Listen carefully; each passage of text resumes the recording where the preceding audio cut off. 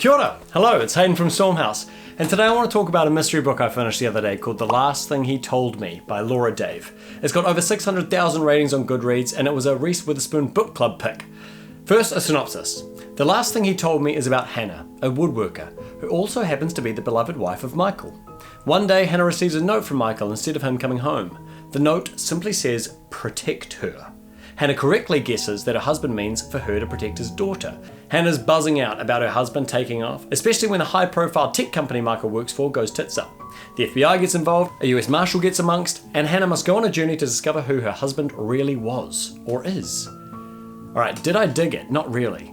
I was annoyed as heck throughout this book, mainly because of the repetitive prose. It's written in first person, present tense, and every few sentences, Hannah's dropping nuggets like, "This stops me," or "That was when this thing happened." Anytime anyone says anything, even the most bland thing, Hannah says, "This floors me.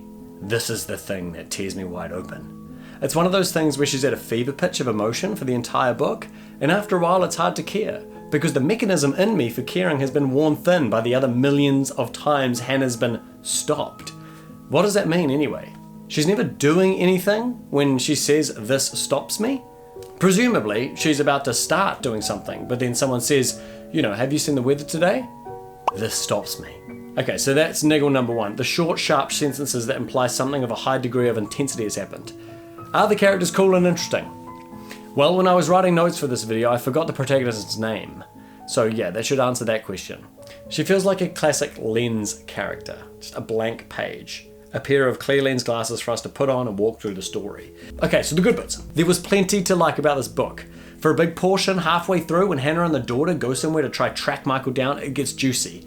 They're discovering clues, they're investigating, they meet some new characters. That stuff is a lot of fun. But more often than not, the mystery plot just keeps getting the handbrake pulled on by Hannah's repetitive, "This stops me." And also her penchant for saying the same thing 3 different times. I was scared. As far back as I can remember, I've never been as scared as I am at this very moment. And that's when it happens, when she says something that takes my breath away. It makes all the fear I'd been feeling sink away to be replaced by, and on it goes. Just tell us what she said. Maybe I'm just impatient, right? Maybe I'm ADHD, who knows? But pacing is important to me, and I'd rather the moments in the book be played out in real time, or faster than real time. But very rarely do I want them slower. Okay, so what can we learn? Lesson 1 that I gleaned from The Last Thing He Told Me. Number 1, use short sentences sparingly. If you want to use them heaps in the action scene, that's fine, but don't do it throughout the whole book, please. Maybe when you're doing your read-through, read it out loud, and if you're hyperventilating while you're doing it, experiment with some longer sentences. Lesson 2, look out for forgettable main characters. Almost every character in your book should be a character. Like a character. You don't have to get silly with it and give everyone an overly unique trait. This person has a shock of orange hair. This person has 2 big front teeth. This person has a scar that resembles a lightning bolt. Okay, yeah, so those are all Harry Potter characters. J.K. Rowling loves doing this, and I know these are technically characters written for young people, but she does it in the Strike books too, with Strike's pube-like hair and amputated leg, for example.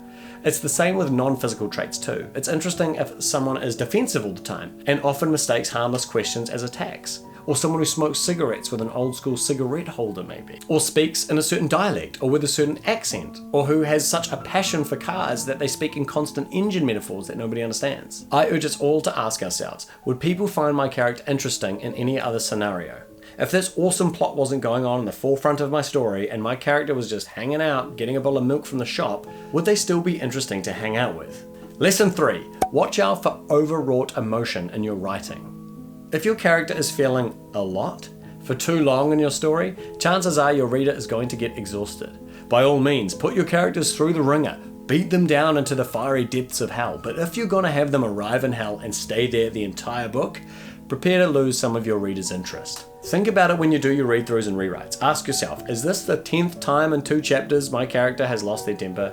Is it the 12th time in the book that they've broken down crying? Is it the 20th? If they're a depressive, and it's important we feel the helplessness of their cyclothymia, their ups and downs, then that's groovy. But more often than not, we want to read about characters who have a range of emotions and a spectrum of feeling.